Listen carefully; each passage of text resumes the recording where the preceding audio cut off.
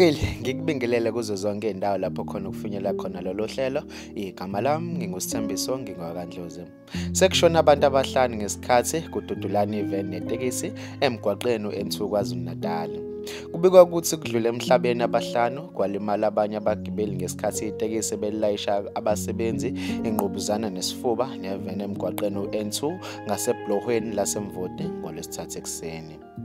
Kubikwa ukuthi itekisi ebithwele abasebenzi ababeya ezimbonini kwadukuza ngesikhathi kwenzeka lesibhicongo. Kanti abazimo eziphuthumayo bakwa-APCC Medical Rescue baqiniseke ngokwabo ukuthi abanye abantu abadlulile kulesibhicongo. Okhulumela amaphoyisa KwaZulu-Natal u-LT Colonel Nqobile Gwala uthe le ngozi yenzeke ngo-6:55 ekuseni. Ubese esho ukuthi kushona abantu abane abakade behamba ngetekisi kanti kudlula oyedwa evenini ebinabathathu. Mbukeli, uthini wakho umbono mayelana nalolu daba olubuhlungu kangaka? Shiya uvo lwakho kwi-comment section, ngizokubona kwenye video elandelayo. Sale kahle.